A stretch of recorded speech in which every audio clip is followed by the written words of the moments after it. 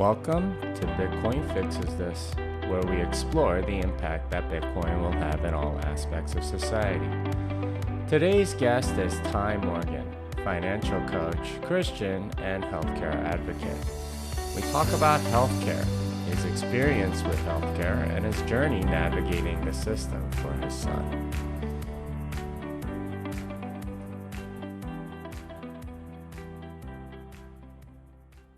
Ty Morgan, how's everything going, man? It's going great, Jimmy. How are you doing? I am good. What part of the country are you in right now? I'm in Tampa, Florida. We moved down here in 2018 and been here for 4 years. So it's beautiful weather pretty much all year round here in Tampa. Yeah, except it's a little bit humid for me. I was down in Miami at least, and oh my gosh, it was a little too much for me. Yeah, Miami's a little humid. Tampa is too, but I'd trade that off for snow and cold. I can't do that weather, so definitely appreciate the work. Yeah, where were you before? So I grew up in Alabama. I was, obviously didn't get too cold there, but I was raised in Alabama my whole life, and really small towns, and moved to Florida after college. So it's been a nice move, that's for sure. Oh, that's good. That's good. So I brought you on the show not necessarily for a particular industry or something like that, but because of your family. So can you tell us sort of like what your background is and who you are before we get into that? Yeah, absolutely, Jimmy. I can do that. So my family and I, we've been having to navigate impossible circumstances, and we've used three tools really to do that. It's been the Bible, infinite banking, and Bitcoin. And me as a person, I'm a Christian, a husband, and a father of three. I'm also a business owner now. And like I said earlier, I was born and raised in Alabama in a small town called Nanafly, Alabama. There was only about 94 people that resided there. So making the jump from Alabama to Florida, has been big as far as the people that were around. And I actually grew up on a small family farm called Poor Boys Hill, and my grandparents lived on Copperhead Road across the street. So I was about as country as you could get. So that's a little bit about my background and where I was raised. Okay, and tell me about your family. When did you get married? What's your family like? Yeah, absolutely. We're married to my wife, Alexis, and we have three beautiful children. And we have our son, who's been a big blessing to us and a miracle.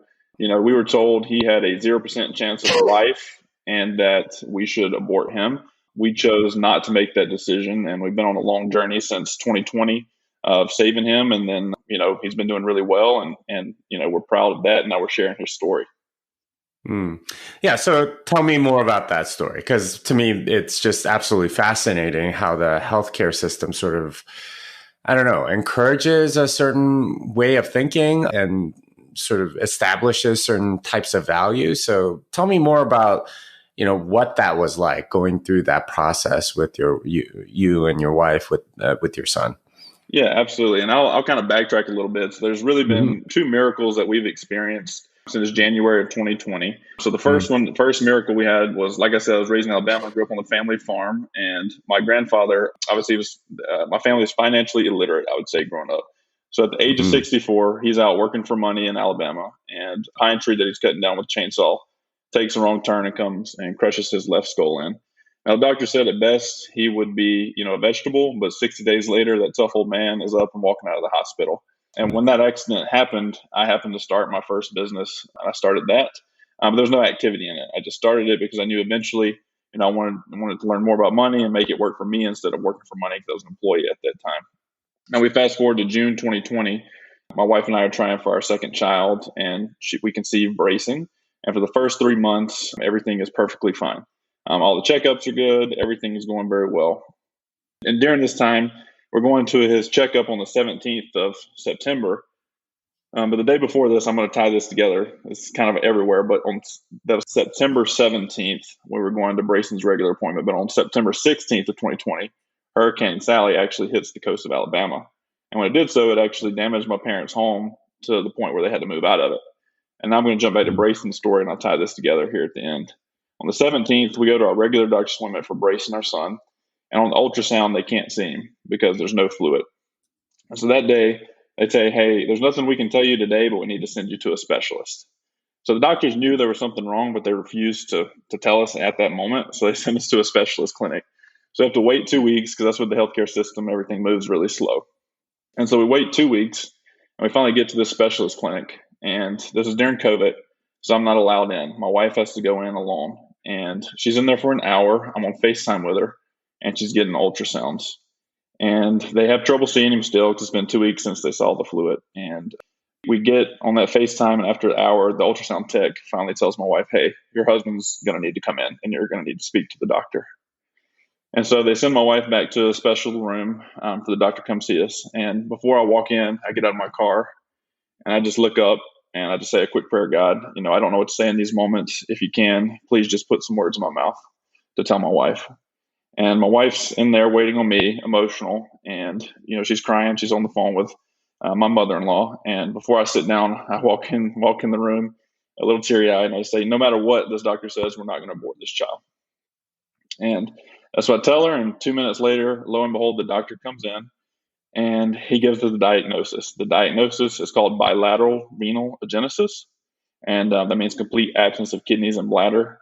And he goes on to explain to us universally this is 100% fatal. And the options I'm going to give you are number one, abortion, or number two, stillbirth. So that means when our child was born, we wouldn't meet him. He would be born dead. And he really sold the abortion side of it. So instead of giving us options, he just told us about the abortion. And he made it almost sound like, like you're going to just get a massage or something. He said, yeah, I know this really nice clinic. You can just walk in, I'll take care of you, make everything, nice and comfortable for you, kind of selling the abortion. And so we refuse that information because that's just not an option. I'd already stated that, with God putting that in my mouth. And so we go on and we continue working and pushing, and we actually find this trial. And how we find this trial is because my parents' home got damaged in Alabama. They had met a doctor who was connected to the RAFT trial, a brand new study for children like my son, Brayson, who had bilateral renal agenesis. And so we picked up and we relocated to Baltimore, Maryland to be on that RAFT trial. Wow. So the doctors basically had determined that this was a fatal condition for your son, and they were really selling that abortion. I mean, I guess my question is, were they just completely off base? What was going on? Did they misdiagnose, or did they diagnose properly? They just didn't understand it? Because he said it was 100% fatal. What's going on? Yeah, so no, they are right. So before 2020, there has been only one case of a survivor, and that was off record. And so in his notes, though, because I asked him for his notes so I could go do my due diligence, he actually had three options in his notes, and I kept those and saved those. Number one was abortion, two was stillbirth, and the third one was, you could inject saline solutions. Well, that's what the RAFT trial does, is you could take action to potentially save his life, but he didn't even present those. So that's where he's not wrong off of maybe recommending abortion or stillbirth, because that was the odds at that time. But where the doctor and the healthcare system is wrong is not giving patients the full picture, because in his notes, he said that there was that option. He just chose not to give it to us. Oh, that sounds awful. Why? I mean, he knew about it, but he didn't tell you? He didn't know about the trial itself. He knew about the actual steps that could be taken. And what the trial is trying to do, and these 7 facilities that are a part of it now, they're really trying to standardize this practice. So in the future, children like our son can go through this as a standardized process and be safe. Whereas before, there was no standardized process and it wasn't safe to practice this, but this trial is going to make it safe. This doctor was not aware of the trial, but he was aware of people that did, things off the record that were like this trial. Okay. Well, so you moved to Baltimore and you're trying to save your son's life. What happened then? Yeah, so we're moving to Baltimore, and my wife and my son are the stars of the show. Definitely not me. I just sit back and kind of watch. And we're in Baltimore, and she goes through 25 amnio infusions to save our son. So that's where she goes to the doctor and the nurses, and they do an ultrasound guided procedure where they take about a 7-inch long needle and they inject saline solution into the womb. And the reason they do that is because the kidneys and the bladder are responsible for producing amniotic fluid. And that's what develops children's lungs. So that's why the diagnosis beforehand was 100% lethal, is because without kidneys and a bladder, the lungs can't develop. But we inject the saline solution, and they did that 25 times, and his lungs were able to fully develop. And on January 21st, 2021, Brayson was born, and he came out kicking and screaming like every other baby that would come out.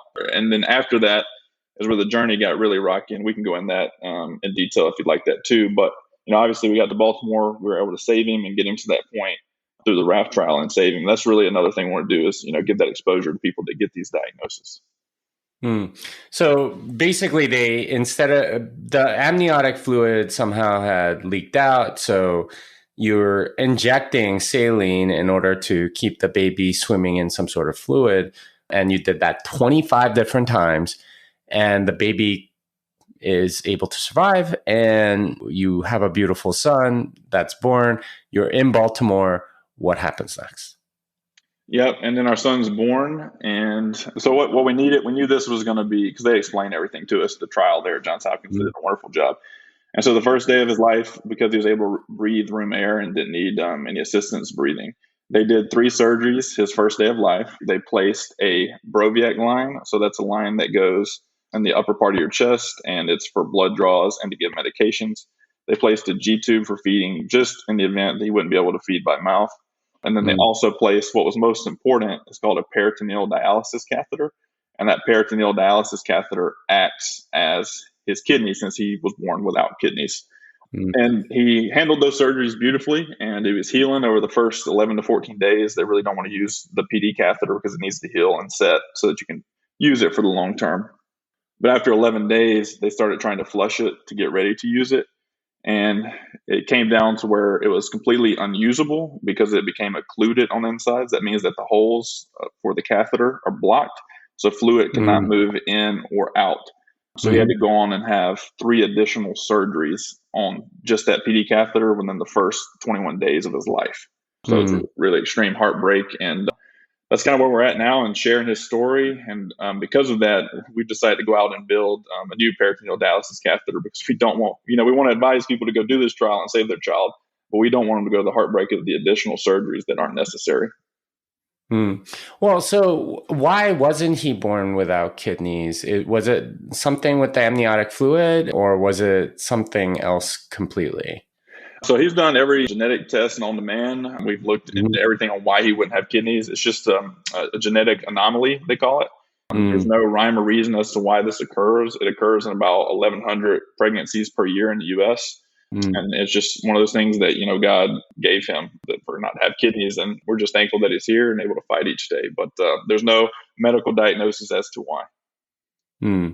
Okay, so he's born without kidneys, but you have some sort of dialysis way to essentially do the function that the kidneys would normally do. So goes through a bunch of surgeries in the first 20 days of his life. What's he been like since?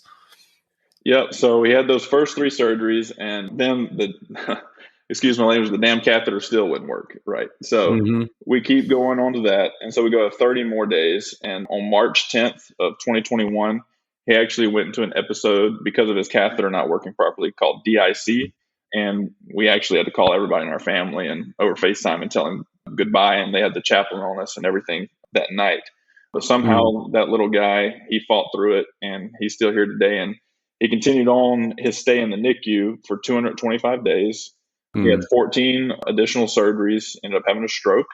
And now he's up to 30 total diagnoses when he started with the 1, but he has 30 total.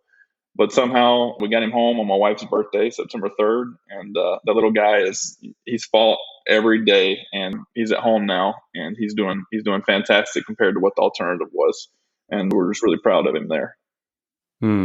Well, so you're going through this as a parent. What was that whole, like, having him continuously have these medical things like, and what was that like, especially for your finances and stuff like that?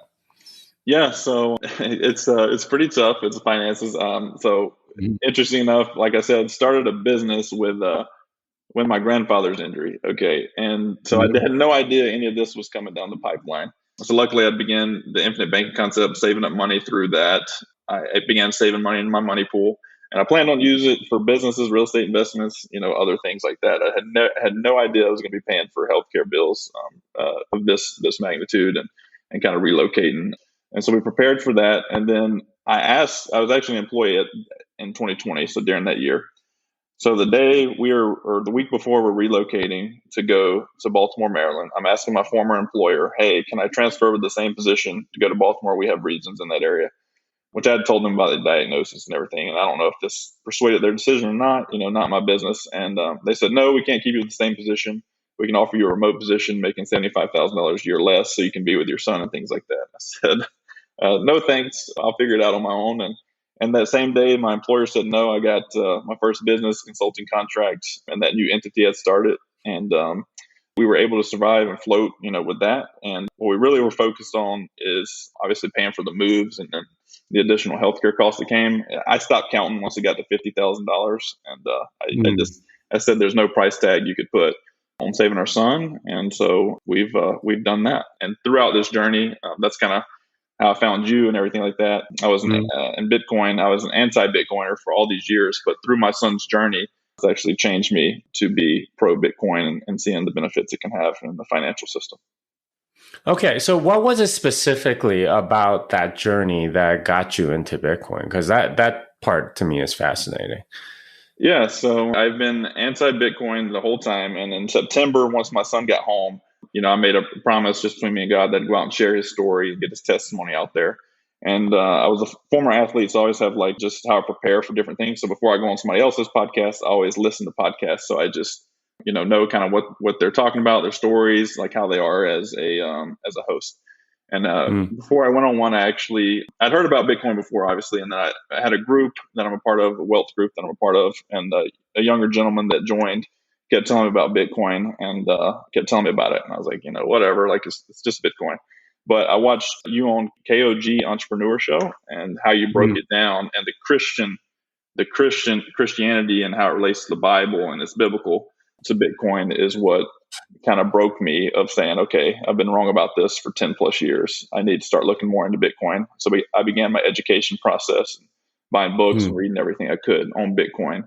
And just being able to see the truth and the value and how it's going to hold long term would just be beneficial to society. So you started understanding it, and how did it sort of integrate into your worldview? And I guess, what actions did you take as a result? Yeah, so actions I took personally. So obviously I started the IBC concept, and I had money stored up there after I'd paid back loans I took for myself for moving for our son and things like that. I took a portion of that and I use it to buy quite a significant chunk of Bitcoin to hold long term, to store value, and also, and I'm starting to learn how to begin using it in daily life. And then also I looked at different alternatives such as, debit cards that are tied to Bitcoin, how to use those and get rewards back. Those are what I did personally. Okay. And now you're sort of teaching other people. So tell me more about that. Yeah. And so I'm not necessarily teaching other people about Bitcoin specifically. I mainly focus on, Christianity, the infinite banking concept. And then I do talk to people about Bitcoin and try to open their eyes to it. And really what I say is, and I actually use some of y'all's content, and thank God for Bitcoin, is breaking down the 5 principles of money: that it needs to be divisible, portable, durable, recognizable, and scarce. And also try to show them the difference between money versus currency, that Bitcoin is money. It's going to store value over time, versus currency like the fiat. It's by decree, and with currency, it must remain in motion or it dies. And they keep having to print more of it, where it's not going to hold its value. And obviously it creates inflation, which creates all these other bad things throughout the economy. Okay. So tell me more about what it's like now as a family that has this little guy that's got all these medical things, what's it like? And more importantly, how is it affecting you as a family? Because, I'm sure there are a lot of negatives of having to go to the doctor all the time and everything like that. But there's also a deep joy in it. I always feel like I see when you're talking about this stuff, and how emotional you get about it. So tell me more about that. Yeah, absolutely. As a family, obviously there's restrictions and there's needs, and he goes to doctor's visits quite frequently, at least, once a week. And then, just depending on the week, sometimes there's 3 or 4 in a week, because he has all kinds of specialists that he sees. So from that standpoint, as a family, it can be restrictive, but at the same time, I've always been a real from my perspective, and my wife's kind of on to me about this, a real futuristic thinker, always trying to think out into the future, not be in the present moment. But having Brayson and going through this journey as a family, we've actually grown tighter and our bond has grown stronger. And we're able to be present and be there for all of our children. So, and even from the standpoint of we've made such a stand now that our daughter, our 7-year-old daughter, used to go to public school. We've now sent her to a private Christian school. And, we're able to be more involved in the community. We're able to be more involved in our businesses and spend more time as a family and just really appreciate it. Because going through the things that we went through with Brayson, you just sit and ponder each day and you're thankful to spend another day with him because, it really makes you sit and think that tomorrow isn't promised, where everyone says that, but until you're in a situation like that, you don't see it through until you're in it. Well, so let's talk about like the entire process, right? Because in a sense, like the doctor that initially diagnosed everything seemed to think that abortion was the thing. Like, where did things go wrong? Because obviously that guy was wrong. And you went through a lot of this stuff, and it's been a rich and fulfilling part of your life, a very meaningful part of who you are at this moment. What's the problem? How did we get here? And why is it so, I don't know, like, almost evil, like in sort of discounting a baby's life, I guess. Right. And, Florida, and I mean, I don't want to get too political here, but I can. Florida's been a really good state as far as, I think from an economic standpoint, trying to do a good job throughout, COVID, and over time, they've been a really good state. But what's interesting to me is that still, even in a state like Florida, they promote and push abortion up to 24 weeks. And for me, I just think that it's a systematic issue, and it starts for me and what I believe at money. Our money's been diluted and devalued, and it's no good, and therefore it's kind of rotting out into other systems such as the healthcare system. So now, instead of valuing all human life, they look at it as a nuisance to the system, and they just promote abortion because it's easier and is an easier path versus taking that family to take the stand and see what they can do for their child. And then also, it's really interesting, and I'll go down this rabbit hole too.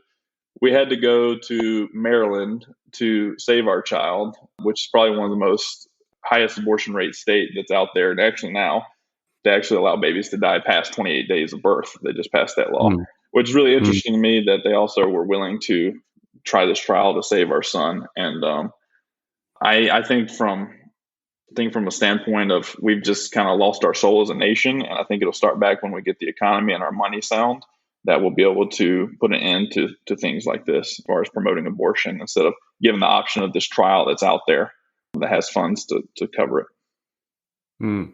Well, so let's get a little bit political here, because I think there is something about what you're saying, because, all of the money that's going into the healthcare of your son was, I don't know, maybe considered like extraneous by this doctor or the healthcare system. Hey, like, it's just going to, maybe he thought he was like being compassionate to you by saying, like, go do the abortion, it'll be over and, you can try for another kid or something like that. Like, for him, his value structure was very much like, okay, well, the baby's going to kind of die anyway. So why spend, try to minimize the cost or something like that. Like, what's your reaction to, people, I guess, thinking that way, of sort of treating human life as, I don't know, something that's almost like a burden or something to society?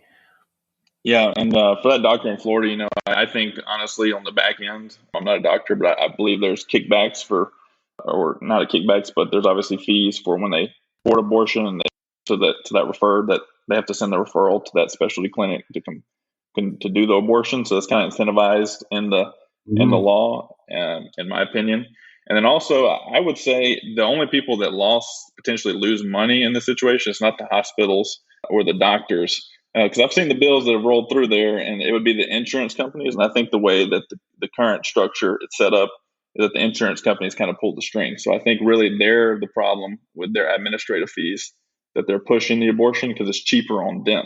Because the hospital itself on my son made well over $1 million as far as care and facilities that was covered by insurance. So as far as profitability, he's actually really profitable for the hospital. but not so Mm, much for the administration of the health insurance portion side of it. So I really do mm, think, obviously, we have the Affordable Care Act, which it does the opposite of that. Health insurance is actually way out of control and too expensive mm. for us. But yeah, I think that's where it is. The pressure is coming from behind the scenes on these large insurance companies that kind of control, yes, you can do this, or no, you can't do this, which I think is really strange, given that's the doctor that's practicing medicine, while the insurance companies make those decisions behind the scenes. Yeah, there's like an economic calculation. All right, so let's think a little bit more deeply about this. How does sort of fiat money or the rampant money printing, like how does that affect all of the sort of experience that you went through? Was there, I don't know, maybe some form of like some reason why fiat money and all of the inflation and money printing like affected your experience, you think? Or like, I don't know, are we reaching here? Yeah, no, I think we can find something to tie it to. Hmm. Obviously, I believe COVID, I mean, we went through this during the COVID time. So obviously, COVID was bad. Don't get me wrong, a lot of people suffered from COVID, but I believe it was more centrally planned and done by the central planners that needed to print more fiat. I mean, Hmm. just over the time since 2020, we what increased the money supply trillions and trillions of dollars over. I mean, so much so we're at like 6.2 trillion deficit Hmm. on a macro scale. That's about, if you were to break that down about per person in the United States, that's about $80,000 in debt per person. And then if you add someone like my son there that could cost a large insurance company money, they're not, if they got bailed out with some of these COVID funds, obviously that's taken away from their profitability and retained earnings. That's kind of a way that I would look at it and kind of tie it there, if that makes sense. Mm. Well, so let's think about that because the insurance companies kind of get this subsidy through all of the extra money printed, which means that they want, health insurance and healthcare costs are much higher than they would be otherwise.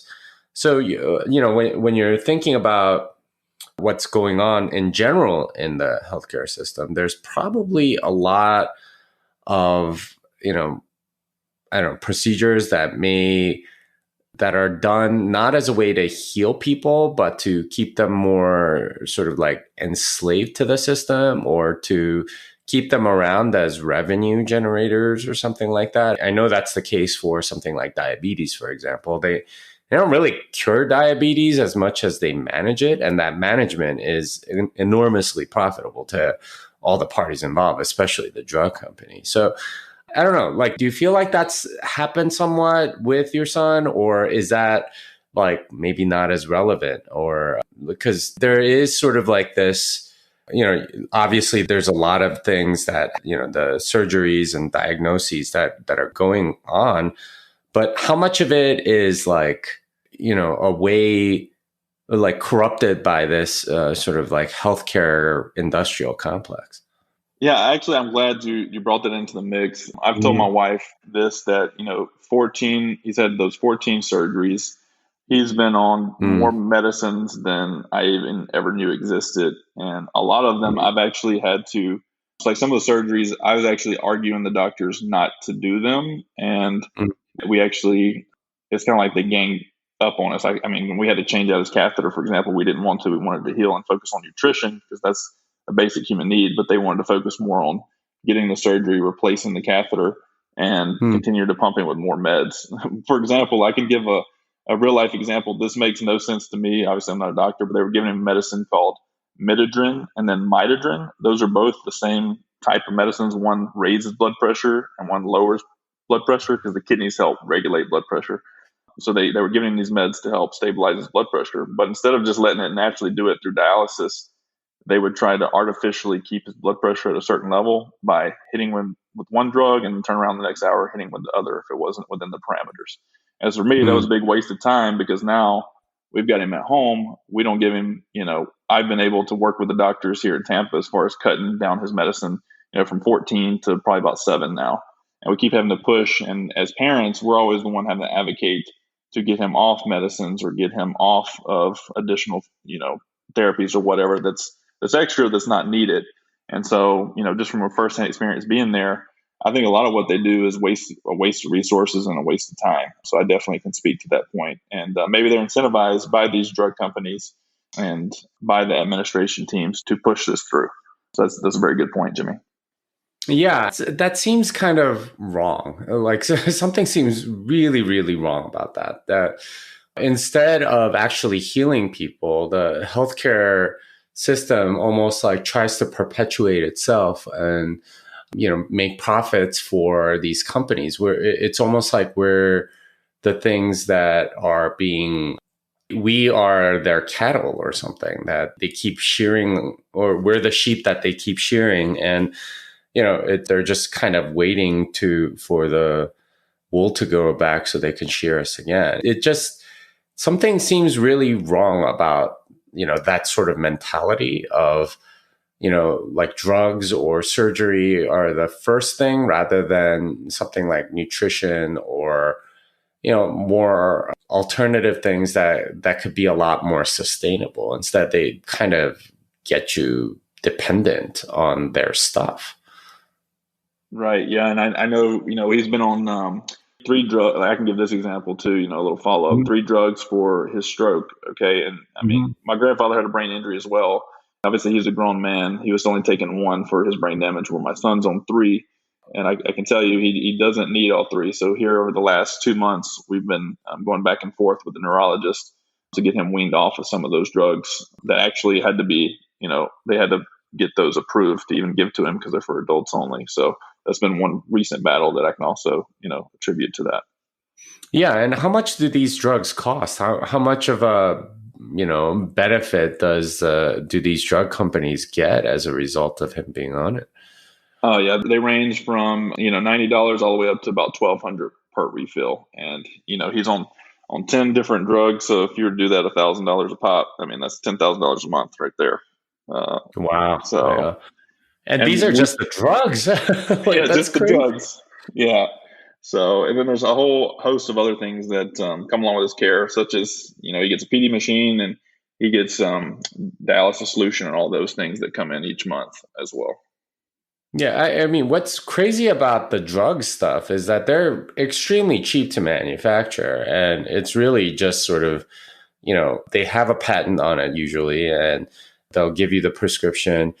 And really for the pharma company, it's like almost pure profit, at least until like the patent runs out. And you pretty much have to suck it up and, pay for, whatever deductible might, whatever the insurance pays minus whatever you have to pay.